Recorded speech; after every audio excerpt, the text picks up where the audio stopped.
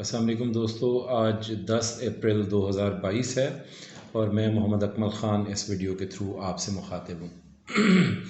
कल का दिन पाकिस्तान की तारीख़ का एक अहम तरीन दिन था। इसको कुछ लोग शायद बहुत अच्छे दिन के हवाले से याद रखें, आइन की सरबुलंदी, कानून की बालादस्ती वगैरह वगैरह का बयानिया बनाएं,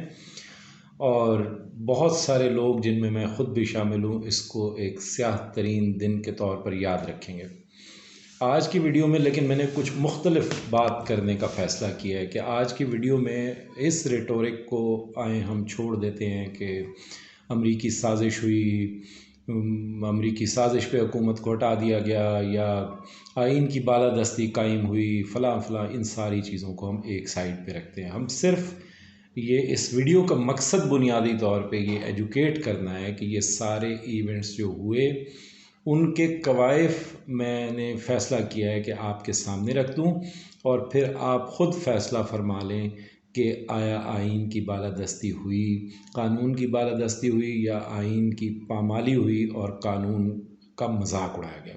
ये फ़ैसला आपने करना है एक बाशऊर शहरी की हैसियत से। मेरा काम सिर्फ़ इतना है इस वीडियो में कि मैं आपके सामने सिर्फ़ कवायफ और जो कोर्स है, जो इवेंट्स हुए हैं एक महीने के दौरान इस तहरीक अदम एतमाद के हंगाम, जो बिल आखिर कल रात को कामयाब हो गई और हुकूमत जो है वो तब्दील होने जा रही है, इसके ऊपर सिर्फ मैं बात करूं।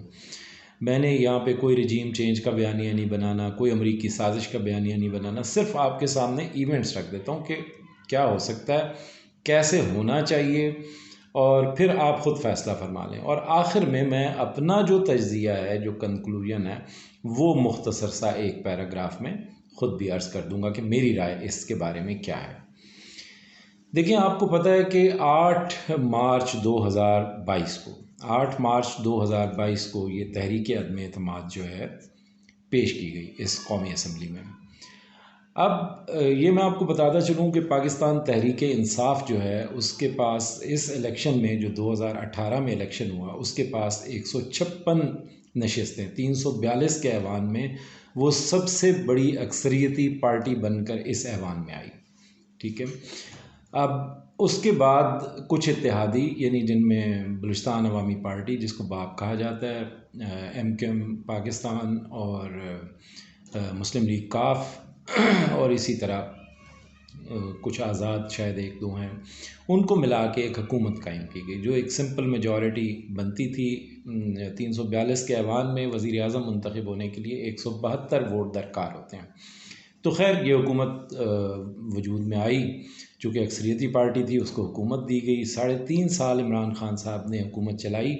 वो कामयाब हुकूमत थी या नाकाम हुकूमत थी, ये हमारा आज का मौजू नहीं है।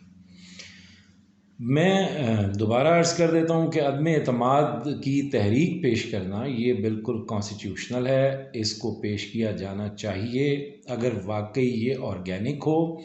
एक्चुअल हो, असल हो, तो इसके पेश करने में कोई हर्ज नहीं है। और जो हुकूमत मौजूद हो उस वक्त, उसको अगर चलता करना हो, वाकई वो बैड परफॉर्मिंग हो, लोग जो हैं मतलब ऐवान में वज़ीर आज़म को अक्सरियत हासिल ना रहे, तो बिल्कुल वज़ीर आज़म के ख़िलाफ़ तहरीक अदम एतमाद लाई जा सकती है। तहरीक अदम एतमाद को कामयाब होना चाहिए अगर ऐसी सूरत है कि वो ऑर्गेनिक है, और जो हुकूमत है उसको तब्दील हो जाना चाहिए। जिधर लोगों की अक्सरियत हो, ऐवान की अक्सरियत हो, उधर को हुकूमत मुंतकिल हो जानी चाहिए। यही एक तरीका है, और वही अवाम की मुंतखब या नुमाइंदा हुकूमत कहलाएगी। लेकिन यहाँ पर क्या हुआ है, 8 तारीख़ से अब तक के जो इवेंट्स हैं वो मैं आपके सामने रख देता हूँ। तहरीक अदम एतमाद पेश की गई, और उसके फ़ौरन बाद हमने देखा कि उस पर चूँकि होमवर्क शायद पहले से अपोजिशन कर रही थी और ये सारा कुछ पहले से जारी था, तो हमने ये देखा कि तहरीक इंसाफ के जो अपने अरकान हैं वो एक एक करके उड़ने लगे, और वो मतलब उनके कुछ बयानात आने लगे, कुछ नज़र आने लगा कि उसमें ग्रुपिंग हो गई है, और उस ग्रुपिंग की वजह से जो है तहरीक अदम एतमाद के लोग टूटने लगे। फिर ऐसा हुआ कि तहरीक अदम एतमाद के लोग जो टूट के जा रहे थे, वो अचानक पता चला कि वो सिंध हाउस में सारे के सारे मुकीम हैं, और जरदारी साहब जो है इस सारे ऑपरेशन की निगरानी पे मामूर हैं और वही लोगों को इकट्ठा कर रहे हैं। तहरीक इंसाफ की तरफ से एक बयानिया बनाया गया कि इन लोगों को अरकान को ख़रीदा जा रहा है, इनको पैसे दिए जा रहे हैं, इनको लालच दिया जा रहा है, इनको आइंदा इलेक्शन में टिकट्स का लालच दिया जा रहा है। मेरे जो ख़ुद चंद करीबी दोस्त हैं जो MNA हैं, उनसे जब मेरी बात हुई तो उनमें से भी इक्का दुक्का लोग जो तहरीक इंसाफ के डिफेक्शन के लिए तैयार बैठे थे, उनसे भी जब मैंने ये सवाल किया कि आप क्यों छोड़ के जा रहे हैं, तो उनका कहना ये था कि जी हमारी गवर्नमेंट परफॉर्म नहीं कर सकी, डिलीवरेंस नहीं थी सही, हम लोगों में कैसे जाएंगे, ये उनका उस वक्त स्टेटमेंट था। और साथ ही जब मैंने थोड़े से चुपते हुए सवाल किए तो एक साहब ने मुझे यहाँ तक कह दिया कि जो हमें यहाँ बिठा गए थे, अगर उनका इशारा नहीं आता तो फिर यहाँ से लाइनें लग जाएंगी, लोग चले जाएंगे। मुझे उसी दिन यानी 9 तारीख की ये मैं बात आपको बता रहा हूँ, 9 मार्च की, उसी दिन इस बात का इदराक हो गया था कि कुछ लोग जो हैं वो यहाँ से जाने के लिए तैयार हैं और शायद मामला उससे ज़्यादा गंभीर और संजीदा है जितना हम समझ रहे हैं। उस वक्त तक ये लेटर गेट और इमरान खान साहब का जो बयानिया है ये सामने नहीं आया था, क्योंकि आपको पता है कि पाकिस्तान में OIC की कॉन्फ्रेंस होने जा रही थी और उस की यानी ये मेरे पास ख़बर भी है, मैं इस बात को जानता हूँ कि उसकी वजह से इस लेटर वाले मामले को पर इमरान खान साहब को मुक़्तदर जो हल्के हैं उनकी तरफ से मशवरा दिया गया कि इसको आप काइंडली OIC की मीटिंग तक जो है इस बात पे खामोशी इख्तियार करें, क्योंकि इस तरह OIC की मीटिंग जो है डिस्टर्ब हो सकती है, क्योंकि ज़ाहिर है अमेरिका के साथ इसमें डायरेक्ट एक इन्वॉल्वमेंट थी इस मैटर पे। अच्छा, अभी हम फ़र्ज़ कर लेते हैं कि ये ख़त भी झूठा है, ठीक है, इसको इमरान खान साहब ख़त झूठा नहीं कहते, ऐसे कह लेते हैं कि इमरान खान साहब के इस रेटोरिक को या इस बात को हम फ़िलहाल उठा के साइड पे रख देते हैं कि ख़त वाला कोई मामला है। उसके बाद क्या हुआ कि जब OIC की मीटिंग ख़त्म हो गई और उसके बाद असम्बली का इजलास बुलाया गया, तो असम्बली का इजलास बुलाने के साथ ही इमरान खान साहब ने 27 तारीख को एक कॉल दी जलसे की कि 10 लाख लोग कम से कम इस्लामाबाद में इकट्ठे हुए। मैं उसके नंबर्स पे नहीं जाता, लेकिन वो पाकिस्तान की तारीख़ का जो जलसे मैंने आज तक देखे हैं उसमें, और तमाम गैर जानिबदार लोग ये बात करेंगे, बल्कि फ़ोन कंपनियों ने इस बात की तस्दीक कर दी कि यूनिक नंबर्स जो इस्लामाबाद में नहीं पाए जाते, वो जो एंटर हुए हैं इस्लामाबाद की हदूद में टावर्स को जिन्होंने हिट किया है सिग्नल्स ने, तो वो 10 लाख से ज़्यादा यूनिक नंबर्स आए। तो इसका मतलब है कि पिंडी और इस्लामाबाद की आवाम जो यहाँ से उनके कारकुनान थे उस जलसे में शरीक हुए, और जो बाहर से लोग आए वो 10 लाख का मजमा था या लाखों का मजमा एटलीस्ट था, बहुत बड़ा जलसा था। उसमें इमरान खान साहब ने सारी बातें करने के बाद एक कागज़ लहराया और बताया कि ये एक बैरूनी साजिश हो रही है और कहा जा रहा है कि इमरान खान साहब को निकालें, अगर उन्हें नहीं निकालेंगे तो फिर जो है पाकिस्तान के हालात बहुत ख़राब हो जाएंगे। उस वक्त तक इसका अंदाज़ा नहीं था कि ये क्या है, लेकिन एक वाज़ेह इशारा ये था कि ये अमेरिका की तरफ से ऐसा हुआ है। अब हम आ जाते हैं कि जो कोर्स ऑफ इवेंट्स जहाँ से अनफोल्ड होना शुरू हुआ है, मैं उसकी सिर्फ लीगैलिटीज़ आपके सामने रखने जा रहा हूँ। कोई उस पर मैं जो मतलब वो क्यों हुआ उसके ऊपर हम बात आखिर में मैं सिर्फ अपने तज्ज़िये पे करूँगा। फिर ये हुआ कि इजलास होता है, करारदाद जो है वो पेश कर दी जाती है, और करारदाद पेश करने के बाद जो है इमरान खान साहब जो है नेशनल सिक्योरिटी कमेटी की जो मीटिंग है उसको कन्वीन करते हैं, उसको बुलाते हैं, जिसमें तमाम चीफ्स ऑफ स्टाफ शामिल होते हैं और उनकी कैबिनेट के अहम मेंबरान भी शामिल होते हैं। उसमें उस जो साजिश का जो एक बयानिया उन्होंने बनाया उस ख़त को वहाँ रख दिया जाता है, जो मरासला है हमारे सफ़ीर का वो वहाँ रख दिया जाता है। तमाम चीफ्स यानी तमाम मेंबरान जो हमारी नेशनल सिक्योरिटी कमेटी के थे वो उस बयानिए उस मरासले की तस्दीक करते हैं, उसको संगीन करार देते हैं और उसके यूपर मोहर तस्दीक सब्त कर देते हैं, और उसकी बुनियाद पर अमेरिका को डीमार्श किया जाता है। यानी एक जो यूँ समझिए कि हमारा जो मतलब अगर कोई मुल्क हमारे मामलात में मदाखलत करता है तो हम उससे एहतजाजी मरासला उसको भेजते हैं, उसको डीमार्श कहा जाता है। तो हमने भी उसी तरह सख्ती के साथ एक डीमार्श भेजा, एक एहतजाजी मरासला यहाँ उनके जो काउंसलेट हैं उनको बुला के यहाँ इस्लामाबाद में भी उनके हवाले किया गया और अमेरिका में भी वो भेजा गया हमारे सफारत खाने के थ्रू। तो ये तो तस्दीक हो गई कि कोई ऐसा जो है लेटर था जो आया था, जो पाकिस्तान को धमकी दे रहा था, उसमें हर एक शख्स ने ये तस्दीक भी की। और जब बहुत ज़्यादा मौलाना फजलुर रहमान ने, बिलावल साहब ने, शहबाज शरीफ साहब ने, सब ने इस बात का शोर मचाया कि जी इमरान खान साहब जो हैं वो सबको गद्दार बता रहे हैं और इस साजिश में शरीक बता रहे हैं, तो जो DGISPR हैं या फ़ौज है वो अपनी इस जो है ना इसमें अपने उसको क्लियर करे कि वो आया, मतलब ऐसा कोई मरासला था और उन्होंने इस पे तस्दीक की। तो उन्होंने दो हरफी जो बात की उसके ऊपर वो ये की कि हमारा जो इस पे मौक़िफ़ है वो वही है जो नेशनल सिक्योरिटी कमेटी का है। ज़ाहिर है उसमें तमाम चीफ शामिल थे और सब ने उसको दस्तखत किया और उसकी बुनियाद पर, उस फैसले की बुनियाद पर अमेरिका को डिमार्श भेजा गया, यहाँ पर भी भेजा गया, उनके कौंसलेट को बुला के, और अमेरिका में भी भेजा गया। तो उन्होंने कहा हमारा मौक़िफ़ वही है। तो वहाँ से जब मौक़िफ़ आ गया तो फिर इमरान खान साहब ने एक काम किया, वो ये कि असम्बली का इजलास जिस दिन वोटिंग होना थी, सुबह जो है पीपल्स पार्टी की तरफ से बिलावल साहब का ट्वीट आया और उन्होंने बताया कि जनाब हियर इज़ आवर सरप्राइज़, हमारा सरप्राइज़ ये है कि हमने स्पीकर के ख़िलाफ़ भी तहरीक अदम एतमाद जमा करा दिए। तो उस दिन जिस दिन वोटिंग होना थी, सुबह इजलास शुरू होता है, फवाद चौधरी साहब पॉइंट ऑफ ऑर्डर पे बात करने के लिए खड़े होते हैं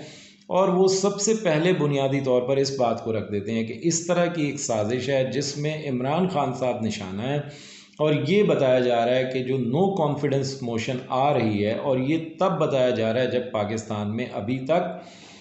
जो तहरीक अदम एतमाद है पेश नहीं की गई थी और किसी को भी, यानी इवन हमें भी 8 तारीख को जब तक इमरान खान साहब के ख़िलाफ़ तहरीक अदम एतमाद नहीं आ गई, 7 तारीख तक यही कहा जा रहा था कि पता नहीं स्पीकर के ख़िलाफ़ अदम एतमाद आ रही है या वज़ीर आज़म के ख़िलाफ़ आ रही है। उस वक्त तक जरदारी साहब का मौक़िफ़ ये था कि स्पीकर के ख़िलाफ़ पेश की जाए, और जो शाहिद खाकान अब्बासी या नून लीग के लोग थे उनका मौक़िफ़ ये था कि नहीं, डायरेक्ट वज़ीर आज़म के ख़िलाफ़ पेश की जाए। तो ये सारी बातें उस वक्त चल रही थी। तो फवाद चौधरी साहब ने खड़े होकर कहा कि जी पॉइंट ऑफ ऑर्डर पे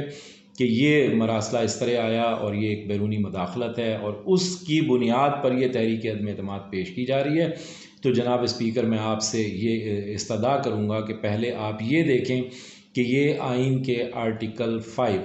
यानी आर्टिकल 5 जिसमें स्टेट के साथ लॉयल्टी को ज़रूरी बताया गया है, आया ये उसकी कंप्लायंस करती है या उसके ज़ुमरे में आती है। तो पहले इसकी जो कॉन्स्टिट्यूशनैलिटी है,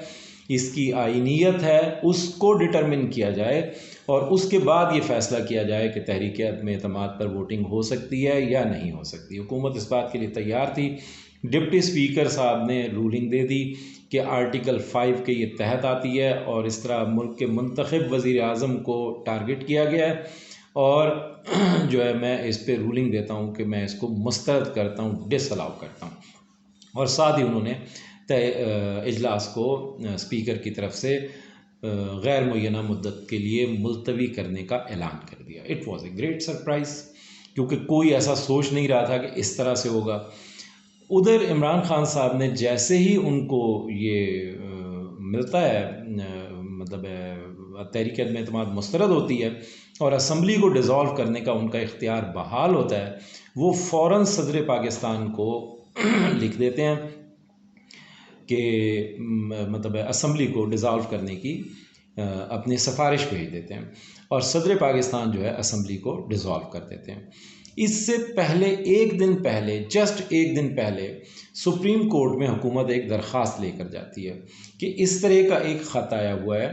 और इस तरह का एक मरासला हमारे पास है जो हमारे सफारतकार ने हमें भेजा है, जिसमें इस साजिश का ज़िक्र है और इस साजिश को रोकने के लिए सुप्रीम कोर्ट में हम ये ख़त पेश करने के लिए तैयार हैं। सुप्रीम कोर्ट इस पर समाअत करे और पार्लिमान की जो कार्रवाई है तहरीक अदम एतमाद के हवाले से उसको रोके। ये जस्ट एक दिन पहले, यानी 3 तारीख से पहले 2 अप्रैल को हुकूमत पाकिस्तान सुप्रीम कोर्ट में जाती है। सुप्रीम कोर्ट के रजिस्ट्रार उस पटिशन पर, उस दरख्वास्त पर, हुकूमती दरख्वास्त पर एतराज़ लगा के उसको वापस कर देते हैं। जब एतराज़ लगा के उसको वापस कर देते हैं, उन एतराज़ात में से 7वां एतराज़ जो है, 7 एतराज़ लगाए, लास्ट एतराज़ ये था कि चूँकि सुप्रीम कोर्ट की जुरिस्डिक्शन नहीं है article 69 of the constitution of Pakistan 1973 के तहत कि वो पार्लिमान की कार्रवाई में किसी भी तरह मदाखलत कर सके, यानी सुप्रीम कोर्ट में पार्लिमान की कार्रवाई में से किसी भी किस्म की अगर कोई इरेगुलरिटी भी होती है तो उसका फोरम भी, उसको ठीक करने का फोरम भी पार्लिमान है। सुप्रीम कोर्ट में या किसी भी कोर्ट ऑफ लॉ में कॉन्स्टिट्यूशन का आर्टिकल 69 ये कहता है कि इन क्वेश्चन उसको नहीं लाया जाता, नहीं लाया जा सकता, तो वो पिटिशन वापस हो जाती है। अगले ही दिन ये कार्रवाई 3 तारीख को सुबह हो जाती है, स्पीकर उसको डिसअलाउ कर देते हैं, मुस्तरद कर देते हैं और इमरान खान साहब असम्बली तोड़ने की एडवाइस सदर को भेजते हैं और असम्बली टूट जाती है। जैसे ही ये सारा वाक़या होता है, अब ये दिन जो है ग़ालिबन इट वाज संडे, हाँ संडे का दिन था शायद, जिस दिन इजलास बुलाया गया, जी संडे ही था शायद, छुट्टी का दिन था। और सुप्रीम कोर्ट जो है, जैसे ही ये सारी चीज़ें सामने आती हैं, सुप्रीम कोर्ट का पता चलता है कि जनाब चीफ जस्टिस ने इस पे, सुप्रीम कोर्ट ने इस पे सो मोटो ले लिया है और इसकी समाअत होगी, और एकदम पूरे इस्लामाबाद में थरथल्ली मची और शाम को अदालत खुली और अदालत ने इसको टेकअप कर लिया। एक दिन पहले अदालत का मौक़िफ़ क्या था कि आर्टिकल 69 के तहत पार्लिमान की कार्रवाई में हम मदाखलत नहीं कर सकते। मैं सिर्फ आपको कोर्स ऑफ इवेंट्स बता रहा हूँ, आप इसको देखते जाएंगे और फिर इसके ऊपर फैसला आपने खुद करना है। अब मैं इसकी टेक्निकलिटीज़ पे आ जाता हूँ। सुप्रीम कोर्ट इसको तकरीबन 5 दिन ज़ेर समाअत रखती है इस मैटर को, जिसमें हुकूमत की तरफ से, सदर पाकिस्तान की तरफ से और स्पीकर की तरफ से, स्पीकर नेशनल असम्बली की तरफ से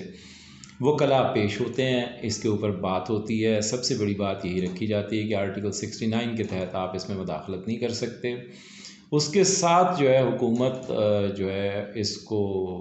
सुप्रीम कोर्ट को ये पेशकश कर देती है कि वो ख़त जो है हम आपके सामने इन कैमरा आपको ब्रीफ कर देते हैं, आप इसको इस पे समाअत कर लें और हम इस पे बात कर लेते हैं और आप फिर फैसला फरमाते हैं। सुप्रीम कोर्ट की तरफ से, 5 जजेस की तरफ से ये कहा जाता है कि हमारा ये कंसर्न ही नहीं है कि क्या है, हम तो सिर्फ ये देख रहे हैं कि जो स्पीकर ने रूलिंग दी है आया वो कॉन्स्टिट्यूशनल है या अनकॉन्स्टिट्यूशनल है। This is our concern, we are not concern with anything else. बहुत बातें शहबाज शरीफ साहब ने वहाँ खड़े होकर कहा, प्लीज़ प्लीज़ प्लीज़ मेहरबानी करके अल्लाह के वास्ते, पाकिस्तान के वास्ते इस असम्बली को बहाल कर दें। चीफ जस्टिस साहब ने उनको कहा, दूसरे जस्टिस साहिबान ने कहा कि आप पर संगीन इल्ज़ाम हैं, आप ये बातें मत करें, हम सिर्फ ये देख रहे हैं कि हमने स्पीकर की जो रूलिंग है उस पर। वहाँ पे पूरा माहौल ये बन गया कि इलेक्शन होने जा रहा है। सुप्रीम कोर्ट ने फैसला महफूज होने तक सबसे ये बात वाज़ेह कर दी सब पर कि आपको नए इलेक्शन से प्रॉब्लम क्या है। इसका वाहिद हल ये है कि नए इलेक्शन में जाया जाए, फ्रेश मैंडेट के साथ आ जाएं और आके जो है वो अपना काम कर लें, जो भी करना। फिर 4:30 बजे से लेकर 8:30 बजे, 7:30 बजे फैसला सुनाना था, 8:30 बजे से ज़्यादा टाइम हो गया, सुप्रीम कोर्ट ने अपना फैसला सुना दिया। मीनवाइल एक और काम हुआ। जिस दिन इमरान खान साहब ने उस ख़त को लहराया और अगले दिन कहा कि मैं इसको पब्लिक करने लगा हूँ या कुछ एंकर्स को बुला के मैं इसको दिखाने लगा हूँ, इसके मंदरजात और चीफ जस्टिस साहब को भी मैं इसको पेश कर सकता हूँ ताकि वो इसके मंदरजात देख लें और इसके ऊपर फैसला फरमा लें। अचानक ही एक शख्स जो है वो उठते हैं और एक गुमनाम शख्स हैं, वो हाई कोर्ट इस्लामाबाद का एक फ़ैसला आ जाता है, उससे पता चलता है कि वज़ीर आज़म पाकिस्तान को रोक दिया गया है कि अपने हल्फ के तहत वो इस ख़त को डीक्लासीफाई नहीं कर सकते। अब ये ख़त, अब यहाँ से वो बात शुरू होती है जो मैंने आपके सामने मैं बुनियादी तौर पे रखना चाहता हूँ। हाई कोर्ट, मैं इसमें लंबे रेफरेंसेस पे बात नहीं कर सकता क्योंकि ये वीडियो वैसे ही तवील होगी। 2019 PDD 1774 इसका हवाला है और हाई कोर्ट, और ये जस्टिस अतर मिनल्ला साहब की कोर्ट ही ये करार दे चुकी है कि high court in constitutional jurisdiction can not, मुझे ऐनक लगानी पड़ेगी, can not act on mayor apprehension, यानी किसी खदशे की बुनियाद पर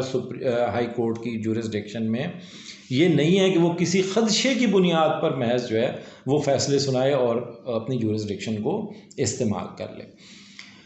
अच्छा, अब एक एप्रीहेंशन आती है, यानी एक साहब आते हैं वो गुमनाम है, ना उनके पास ख़त है, ना उन्होंने ख़त के मंदरजात देखे हैं, उनको मालूम नहीं, खुदा जाने वो क्या दरख्वास्त दे देते हैं, लेकिन हाई कोर्ट उस पर ये फ़ैसला सादिर कर देती है। अब ये वो पॉइंट्स हैं जो ना समझ में आने वाले हैं, ठीक है, आप इनको नोट करते जाएं और इस पर हम आखिर में जब मैं अपना तज्ज़िया पेश करूँगा तो आप देख लीजिएगा मेरे तज्ज़िये से आपका तज्ज़िया मैच होता है या आप इससे कोई और नतीजा निकालना चाहते हैं तो निकाल लीजिए। हाई कोर्ट की तरफ से ये डिसीजन आ जाता है, गवर्नमेंट थोड़ा सा सेटबैक पे आ जाती है कि वो इसको पब्लिक नहीं कर सकती, डिक्लासीफाई नहीं कर सकती, वगैरह वगैरह। फिर सुप्रीम कोर्ट को यही ऑफ़र की जाती है, सुप्रीम कोर्ट इस बात को नहीं सुनती, लेकिन जब सुप्रीम कोर्ट का फ़ैसला आता है तो वो मेरी नज़र में ज़ाती तौर पे it was A black decision. मैं अपना तज्ज़िया यहाँ पे दे रहा हूँ, आप इसको जैसे मर्ज़ी समझ लें, क्योंकि सुप्रीम कोर्ट से वो मांगा ही नहीं गया जो सुप्रीम कोर्ट ने इस पिटीशन में नवाज दिया है। वो मैं एक अलग वीडियो कर चुका हूँ जिसमें मैं बता चुका हूँ कि नवाज शरीफ साहब का एक ट्वीट आया और मुझे ये लगता है फ़ैसला महफूज होने के बाद, हालांकि मैटर वॉज सब जुडिस इन द कोर्ट, एक ट्वीट जो है वो बिलावल भुट्टो साहब की तरफ से आया, एक ट्वीट जो है वो मौलाना फजलुर रहमान साहब की तरफ से आया, एक बिलावल भुट्टो नहीं, मरियम नवाज़ की तरफ से आया था, एक ट्वीट आया नवाज़ शरीफ साहब की तरफ से, और ये उस सब जुडिस मैटर को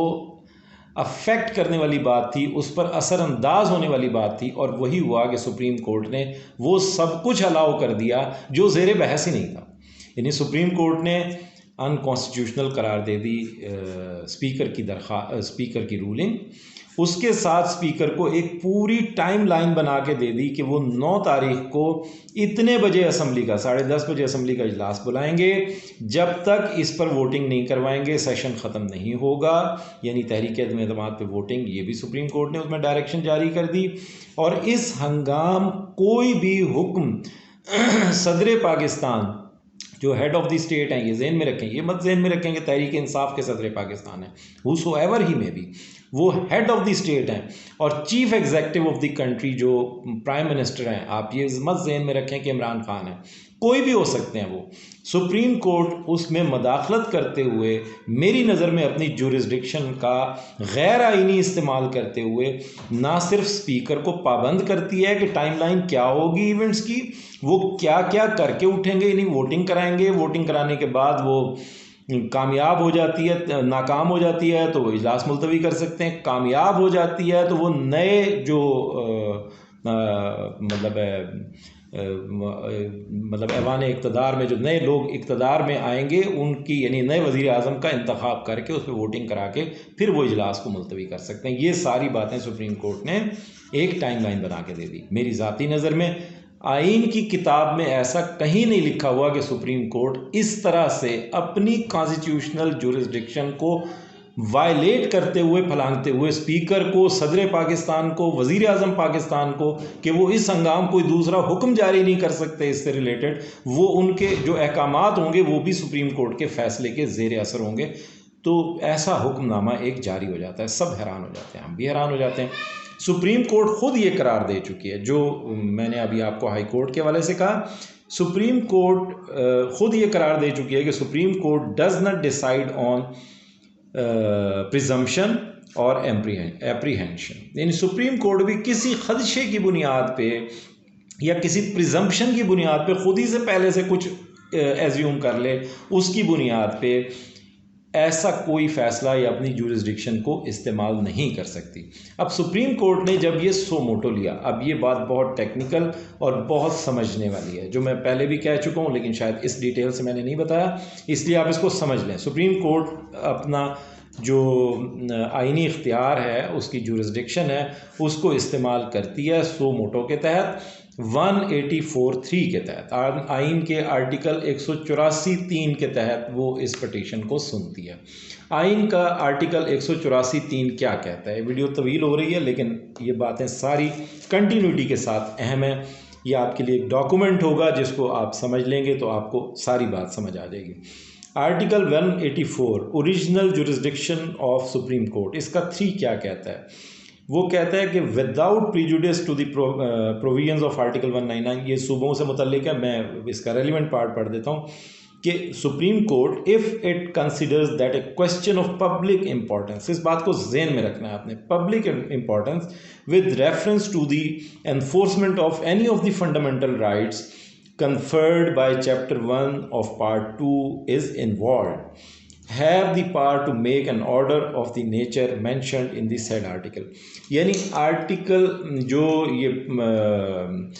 चैप्टर 1 और पार्ट 2 है, ये हमारे बुनियादी हुकूक से मुतल्लिक है। सुप्रीम कोर्ट अगर ये समझती है कि इंसानी हकूक कहीं वायलेट हुए हैं तो सुप्रीम कोर्ट उसके ऊपर सोमोटो लेके खुद से इसकी केस की समाअत करके उस पर कोई हुक्म जारी कर सकती है जो आइन में फंडामेंटल हमारे राइट्स दिए हुए हैं, उनकी अगर कोई वायलेशन हुई है तो उसकी करेक्शन हो जाए, सुप्रीम कोर्ट ये ऑर्डर जारी कर सकती है। अब सुप्रीम कोर्ट ने एक हमारा जो यानी फंडामेंटल राइट किसका है, हमारा अवाम का है, हमारा जो फंडामेंटल राइट है जिस पे तहरीक अदम एतमाद पेश की गई है, यानी ये मैंने आपको बताया ये जमहूरी डेमोक्रेटिक बिल्कुल नेचुरल, अगर ऑर्गेनिक है बिल्कुल नेचुरल है, तो ये जमहूरी राइट है अपोजिशन का या असम्बली में मौजूद पार्टीज़ का कि वो वज़ीर आज़म अगर अक्सरियत खो देते हैं तो वो इसको पेश करते हैं इस मामले को। अब सुप्रीम कोर्ट ये 184(3) के तहत इसको टेकअप कर रही है, लेकिन जो फैसला सुना रही है वो कुछ और है। मैंने आपसे कहा कि उस वीडियो में भी कहा था कि whatever was not sought by the parties is declared by the supreme court. जो मांगा ही नहीं गया वो सुप्रीम कोर्ट ने दे दिया, और इसीलिए मैं कहता हूं कि अपनी आईनी हुदूद को सुप्रीम कोर्ट ने इस फैसले में फलांगा है, और ये फैसला ना सिर्फ सुप्रीम कोर्ट के गले पड़ा रहेगा बल्कि आज इस पर जो खुशियां मना रहे हैं, जो पार्लिमान की बालादस्ती सुपरमेसी की बात करते हैं, आइन की बालादस्ती और कानून की बालादस्ती की बात करते हैं, वो इस फैसले पर, और ख़ास तौर पे बिलखुसूस मैं ये कह दूँ पीपल्स पार्टी इसकी जद में बहुत आती है, अदलिया की जद में पीपल्स पार्टी बहुत जल्द इस फैसले पर रोती हुई नजर आएगी और कंडेम करेंगे। जैसे भुट्टो साहब की फांसी को आज तक कहते हैं जुडिशल मर्डर था, तो इसको जुडिशल कूप जैसे कहा है श्री मज़ारी साहिबा ने भी, असद उमर साहब ने भी कल के इजलास में, तो वो ये अभी बातें मज़ीद खुलेंगी। खैर, सुप्रीम कोर्ट इसको बुनियादी हकूक़ में क्यों लाती है? इसलिए लाती है कि मैं और आप अपने मुंतखब नुमाइंदे भेजते हैं, वो एक हुकूमत बनाते हैं इस रियासत को चलाने के लिए, मेरी और आपकी फलाह के लिए। अब अगर कोई हुकूमत जो है वो अक्सरियत खो देती है, नेचुरली खो देती है, और अपोजिशन उसके ख़िलाफ़ तहरीक अदम एतमाद ले आती है, तो उस अदम एतमाद के प्रोसेस को जो ड्यू है प्रोसेस कानून और आइन के अंदर गिवन है उसके मुताबिक मुकम्मल होना चाहिए। ये मेरा और आपका हक है, ये 22 करोड़ अवाम का हक है कि उनकी मुंतखब हुकूमत को कैसे निकालना है और कैसे हटाना है, ये तय किया जाए। अच्छा, बदकिस्मती ये है कि सुप्रीम कोर्ट ने ये फ़ैसला दिया, और मैं अपने तबसरे में आखिरी बात को शामिल करूंगा। सुप्रीम कोर्ट ये फ़ैसला देती है, उसके मुताबिक कल की डेट में 9 तारीख को as per their time line given in the verdict इजलास बुला लिया जाता है। इजलास जो है वो रात तक चलता है। हुकूमत के अपने मतलब प्लान्स थे, और इमरान खान साहब कहते थे चूँकि ये बैरूनी साजिश है और वो इस बात पे यकीन रखते हैं, और जाहिर है उनकी 156 सीटें हैं, वो अभी भी सिंगल लार्जेस्ट पार्टी हैं, ठीक है। तो वो अगर ये कह रहे थे और साथ वो सुप्रीम कोर्ट को ये पेशकश कर रहे थे कि चीफ जस्टिस खत को देख तो लें, और उससे भी पहले इसी केस से मुताल्लिक जो मेरा और आपका संगीन मसला है, मेरे और आपका बुनियादी हकूक़ का मसला है, वो ये था कि मैंने एक शख्स को, यानी मैंने लिया में तहरीक इंसाफ को वोट दिया,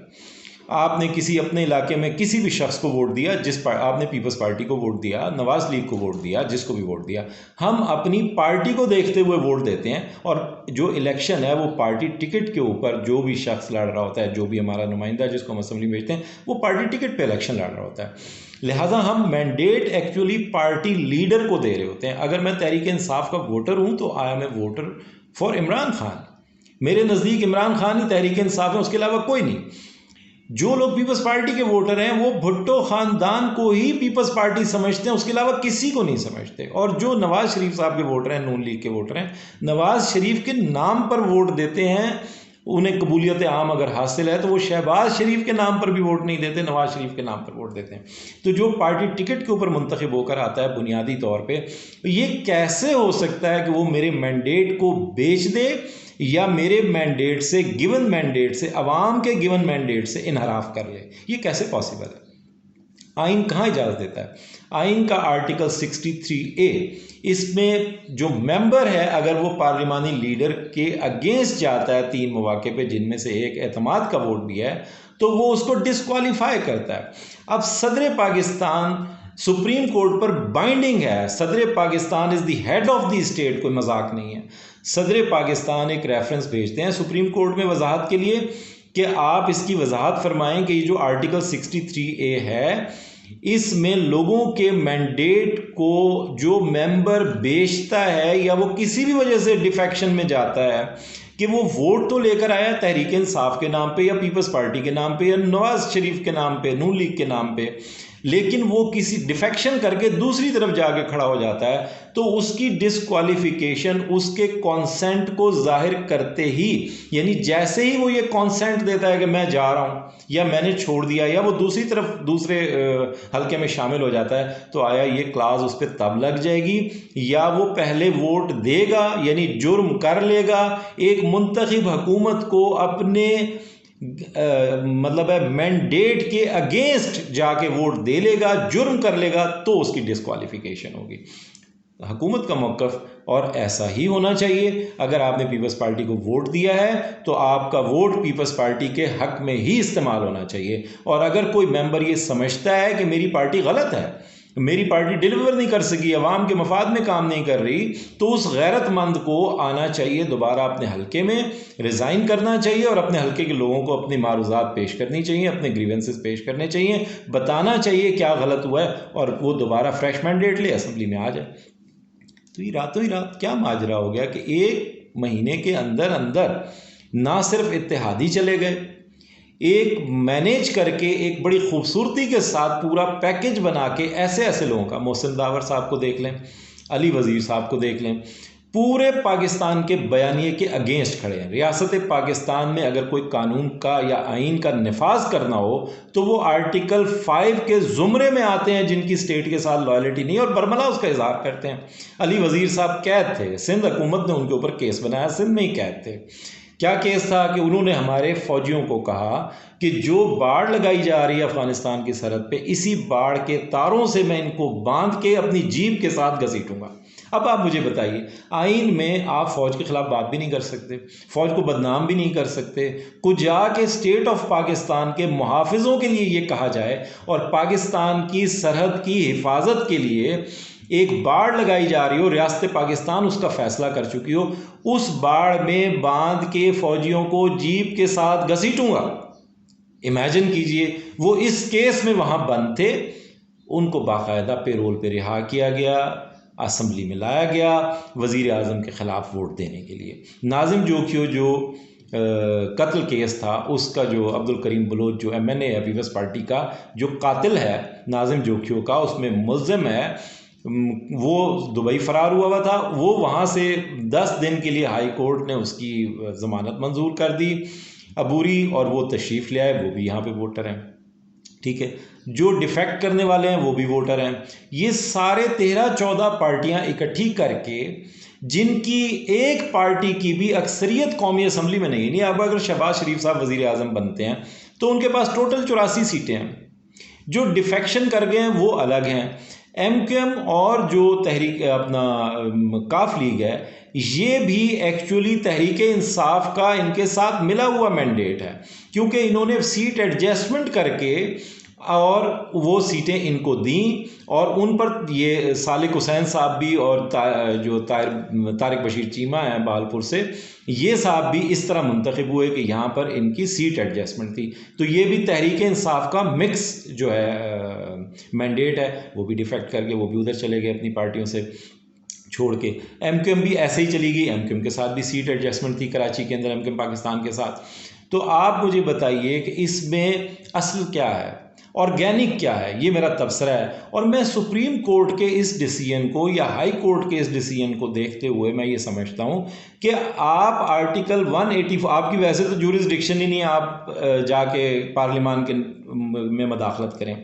आपके पास हुकूमत अपनी पेशकश लेके आती है, पटिशन लेके आती है, तो आप बता देते हैं कि हम तो सुन ही नहीं सकते। आपके पास तो कोई दरख्वास्त ही नहीं आई। आप खुद इतवार के दिन उठते हैं, आके अदालत खोलते हैं, अदालत खोल के इन्वोक करते हैं आर्टिकल 184(3) की अपनी जुरिसडिक्शन को, और उसमें आप सुनना शुरू करते हैं मेरे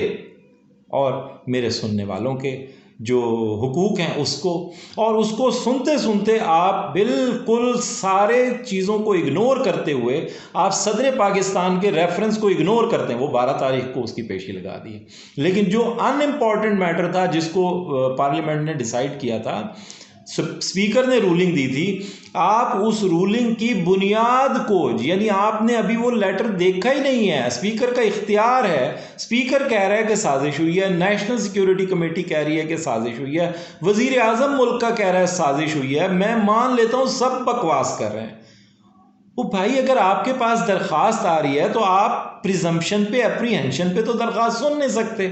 तो आप कम से कम ये तो कहते हैं, अगर आपको इन कैमरा ब्रीफिंग देने के लिए वो तैयार हैं, तो आपने जहां 5 दिन लगाए 6ठा दिन लगा लेते, तो आप कहते लाएं जी हमारे सामने रखें, और उसकी बुनियाद पे झूठा सच्चा कर देते, जो भी आपने फैसला देना था। यानी मुल्क में एक बेहतरीन तरीका ये था कि मुल्क आगे बढ़ जाता, नया फ्रेश मैंडेट आ जाता, लेकिन ये शायद कबूल नहीं था। अब बदकिस्मती से जो मैं आखिरी बात करने जा रहा हूँ, इस सारे कज़िए में जिस तरह ये हुआ, और फिर जिस तरह कल के इवेंट्स अनफोल्ड हुए कि एक अफवाह उड़ी। अच्छा, मैं कहता हूँ अगर वो अफवाह भी नहीं है, अगर वो खबर भी है, तो वज़ीर आज़म पाकिस्तान का इस्तेहकाक है कि वो जनरल बाजवा को या किसी को भी फारिग करें, डीनोटिफाई करें। ये वज़ीर आज़म पाकिस्तान को इस्तेहकाक मेरे वोट ने दिया, अवाम के वोट ने दिया। जिस तरह दीगर 22 ग्रेड के अफसरान को वज़ीर आज़म पाकिस्तान फारिग कर सकता है, इस तरह वो उनको भी डीनोटिफाई कर सकता है। ठीक है, अब ये खबर उड़ा दी गई कि जनाब डीनोटिफाई कर दिया गया है, डीनोटिफाई करने जा रहे हैं वज़ीर आज़म, और फिर एकदम से अतर मिनल्ला साहब की अदालत खुल जाती है। हैरत की बात यह, अतर मिनल्ला साहब की अदालत खुल जाती है माशाल्लाह, रात के 11 बजे खुल जाती है। एक अननोन दरख्वास्त आती है एक वकील साहब की तरफ से, अदनान इकबाल साहब की तरफ से, गालिबन वो इकबाल हैदर साहब के बेटे हैं, जो जिन पे शायद पहले कभी पाबंदी भी लगी थी, मुझे एग्जैक्टली पता नहीं है, कि वो खामखा पटिशनें फाइल किया करते थे। वो एक पटिशन लेकर जाते हैं, अदालत का अमला भागता भागता हाई कोर्ट पहुंच जाता है, प्रिजम्पशन की बुनियाद पे, एप्रीहेंशन की बुनियाद पे, कि वज़ीर आज़म चीफ ऑफ आर्मी स्टाफ को फारिग करने लगे तो जी उनको रोका जाए। भाई, आप कौन है रोकने वाले? जैसे आपकी जुरिसडिक्शन है, ऐसे ही वज़ीर आज़म पाकिस्तान, जिसको 22 करोड़ लोगों की मेजॉरिटी चुन के इस ऐवान में भेजती है, और इस ऐवान में भेज के वो मतलब है लोगों की, यानी जो सीक्रेट ट्रस्ट ऑफ ऑलमाइटी अल्लाह है, उसको वो आगे एग्जीक्यूट करते हैं अपनी एग्जीक्यूटिव अथॉरिटी के तहत। ठीक है, क्योंकि सुप्रीमेसी ऑफ ऑल दी, जिसको कहते हैं पावर्स है, उसके ऊपर सुप्रीमेसी तो ऑलमाइटी अल्लाह की, हमारे कानून में लिखा हुआ है, हमारे आइन के मतलब प्रीएम्बल में लिखा हुआ है। उसके बाद जो है लोग चुन के अपने नुमाइंदे भेजते हैं, और वो एग्जीक्यूटिव अथॉरिटी को इस्तेमाल करते हैं, तो ये उनकी जुरिसडिक्शन है, वज़ीर आज़म का इख्तियार है। तो आप रात को 11 बजे अदालत लगाने पहुंच जाते हैं, और आपके सामने अवाम जलील और रुसवा है, जिसके इंसानी हकूक, बुनियादी हकूक रोज़ाना की बुनियाद पर पामाल हो रहे हैं। इस मुल्क की अदालती निज़ाम के ऊपर एक धब्बा है, मॉडल टाउन का केस, जो आज तक कभी नहीं खुल सका, जिसके 8 साल में ये फैसला नहीं हो सका। सब अदालतें उसके ऊपर बैठी रही हैं कि उस पर कोई GIT भी बनेगी, उसको कोई प्रोब भी करेगा।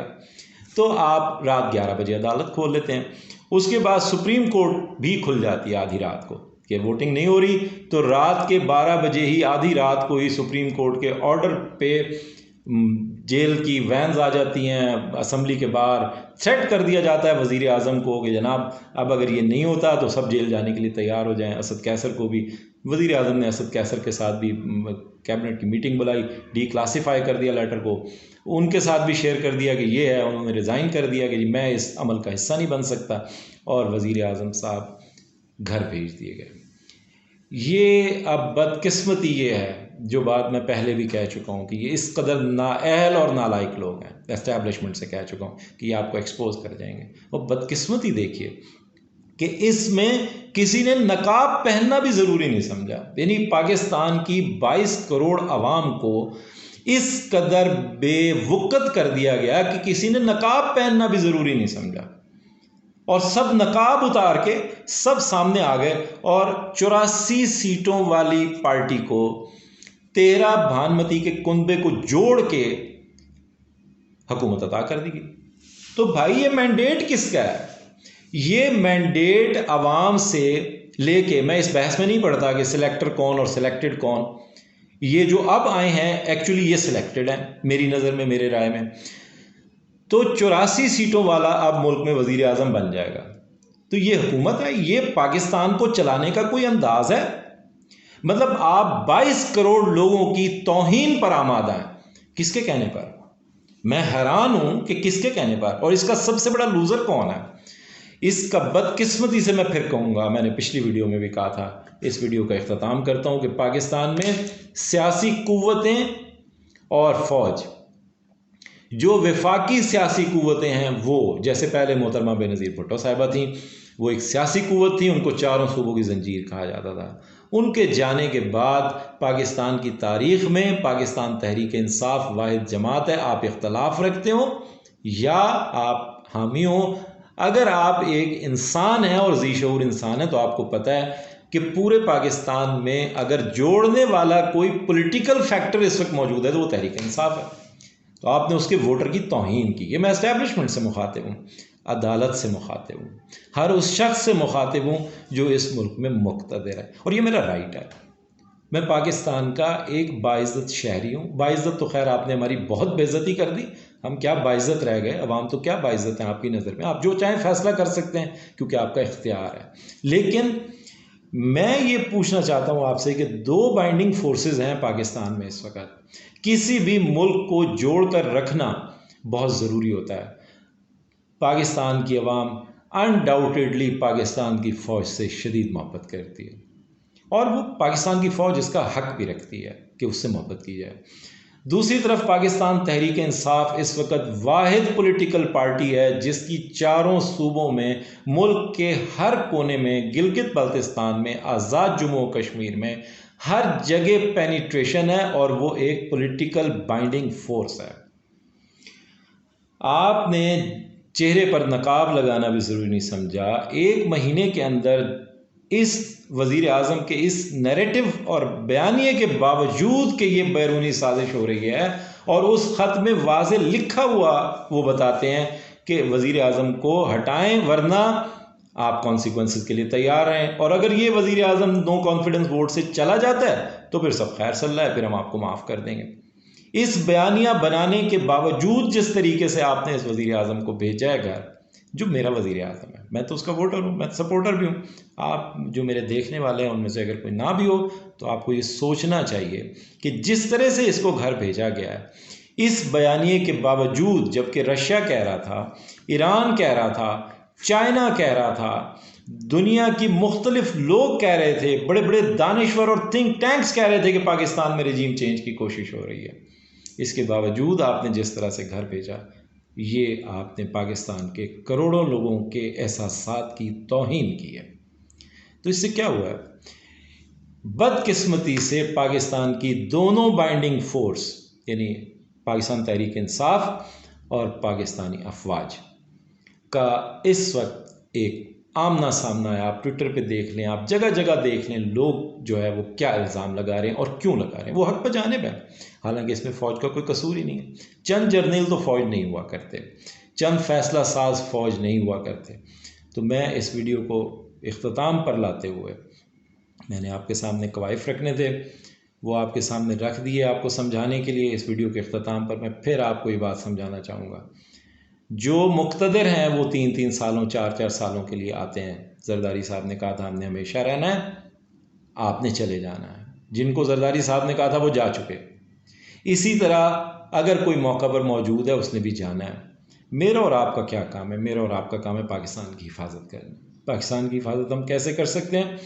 कि हम पाकिस्तान की नज़रियाती हुदूद की हिफाजत करें और अपने सियासी हुकूक की हिफाजत करें, और फ़ौज पाकिस्तान की सरहदों की मुहाफ़िज़ है। जो सरहद पर खड़ा हुआ है मेरे और आपकी जान, मेरे और आपके लिए, मेरे और आपकी हिफाजत के लिए, वतन की हिफाजत के लिए जो सरहद पे खड़ा हुआ है, खुदा के लिए फ़ौज करके उसके ऊपर तनकीद मत करें। बेशक आप जनरल बाजवा का नाम लेकर तनकीद कर लें, किसी जर्नल का नाम लेकर तनकीद कर लें, उन्होंने 6-8 महीने में चले जाना है, या रह भी गए तो और 2-1 साल में चले जाएंगे, 3 साल में चले जाएंगे, बेशतर लोग चले जाएंगे जो आज के फैसला साज हैं। इनके बाद इनके साथ बहुत बेहतर फैसला साज आएंगे। लेकिन आपने पाकिस्तान फ़ौज के ऊपर, पाक फ़ौज के ऊपर तनकीद करके दुश्मन के जो बयानियाँ है उसको तक़वियत नहीं देनी। यही मेरी आज की मारूज़ात थी। अपना बहुत ख्याल रखिएगा और मुझे और पाकिस्तान को दुआओं में याद रखिएगा। पाकिस्तान ज़िंदाबाद। Thank you very much.